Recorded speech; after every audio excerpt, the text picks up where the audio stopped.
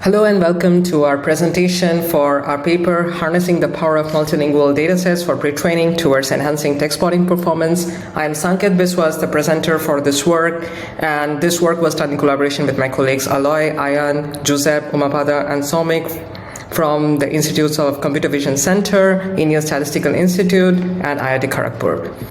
So let's start with the first slide, which is limitations in the state-of-the-art techniques in text spotting. As we know that most of the state-of-the-art models have used large-scale pre-training with both regular and arbitrary-shaped text benchmarks, but the real research question lies in, given the exuberant amount of data that is available for pre-training, having different sets of text instance properties, which of them are most empirically useful? So in order to study this, we have studied like different classes or different orientations of the text that is available in such datasets and how they impact in making the dataset a better pre-training candidate for the text spotting models. So visualizing much deeper, we realized that text spotting benchmark diversities across all the 5 different important benchmarks. We observed that multilingual text dataset MLT contained the most diverse text instance properties.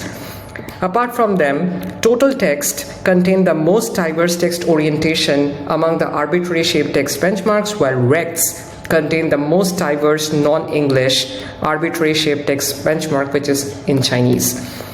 So the second research question that came to our mind is, why is the MLT17 the most extensively used dataset for pre-training such text spotting models? So does this mean that being more linguistically rich and having 6 languages and 8 scripts in total make it a better pre-training candidate? Or does it really help in boosting the intermediate pre-trained representations that you learn during your pre-training procedure? The third interesting question that came to our mind is why we actually need a domain adaptation setting for a fair evaluation of these models, or to evaluate the robustness or the generalizability of these models to other domains. Maybe because there has been previous works done which proposed domain adaptive settings for synth recognition tasks, but only for certain properties of text, which is appearance and geometry. In this work, we have tackled the discriminative characteristics like language, synthetic or being real, and also generalization to other tasks. The fourth and one of the more interesting questions that came to our mind is whether these pre-trained representations are robust enough to be used as an OCR for another completely different task from another domain, which is documents. So in order to tackle this, we tried to take the OCR tokens that have been pre-trained from our model and try to transfer them to the document layout analysis task to evaluate the robustness of these pre-trained representations through the OCR. So the contributions of this paper can be of 4-fold, which is formulating the domain adaptive text spotting and defining the different pairs of source and target domains that we have tackled in this work, analyzing the trade-offs for different combination of tasks, like for different domains in a challenging domain adaptation setting, investigating the significance of MLT as an intermediate representation, and proposing a flexible baseline in Swin-TESTR to demonstrate the rule. The problem formulation goes for learning a labeling rule that can generalize well on the target domain using a label data from the source domain and then transferring them. So we define the 3 pairs of source target domains, which includes language to language, synthetic towards real, and then syntax to documents. The baseline model Swin-TESTR has been inspired highly from the text spotting transformers or TESTR model from CVPR 2022, and the Swin transformer backbone has been used in this TESTR model to give us a better baseline compared to the previous one.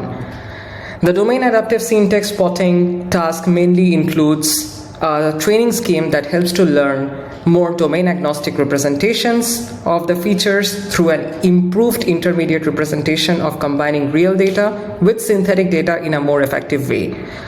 In a more layman's language, we can say that we actually choose our pre-training candidates to our wish rather than just providing the model with all the data that we have blindly.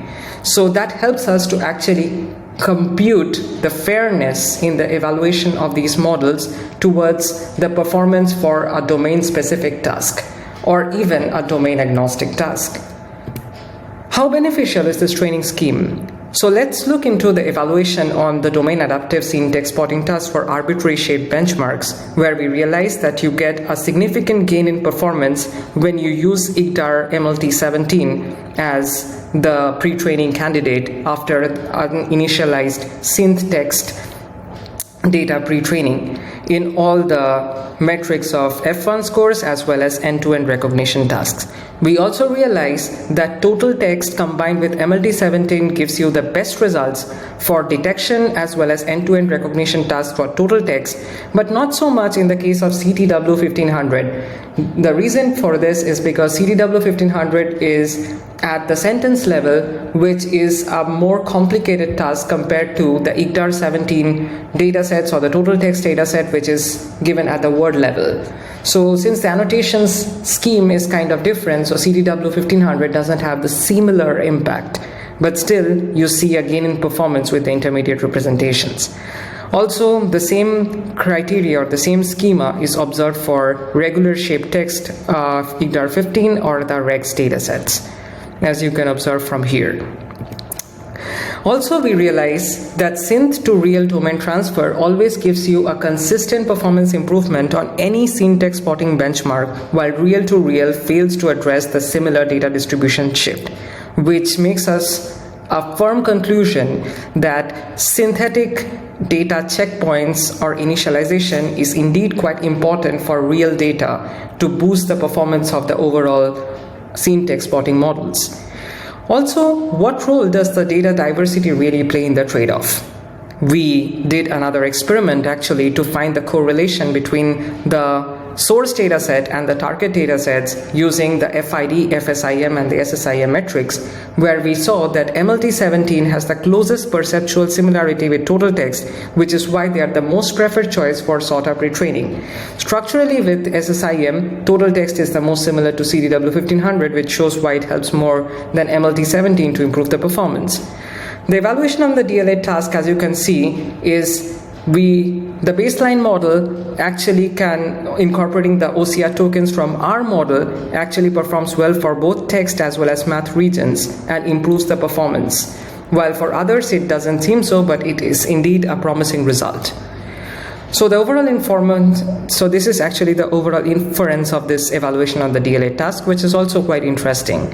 The comparison with SOTA, we see that Swin-TESTR improves over the ABINet++, which is the current state of the art for total text as well as arbitrary shaped text. Also for IGDAR 15, you could see that it obtains a very good result, almost comparable to the state of the art. For non-English datasets too, you get decent results, achieving the state-of-the-art in the WinText dataset, while in the REGS dataset you can get comparably good results. The qualitative results for arbitrary-shaped text are as shown. You could see that there are quite good results in accurate detection and also reading like arbitrary-shaped text for both different kinds of properties. Also, the text orientations for regular shaped text, you can also see the results are quite consistent. For non-English text also, you can see some good results, like in Vietnamese text, you can see like for both regular and arbitrary shaped. These are the qualitative results for the DLA task. And we also visualized some feature maps where we saw the last 3 layers of the backbone showing some of the depth maps or feature maps where you can also observe like how the model has performed. Key takeaways from this task is MLT dataset gives the maximum performance boost during pre-training, while domain adaptation could indeed be a great alternative to fine-tuning, and more variable text orientations make the dataset a better pre-training candidate. Some failure cases, you can go more through our paper to find out more on how they actually observe, and also like you could see some of the missing detections, also more adversity, like challenging conditions can improve. So there is a call for more visually and linguistically rich datasets to help in more robust pre-training and further improvement in models. Thank you so much. See you in WACV.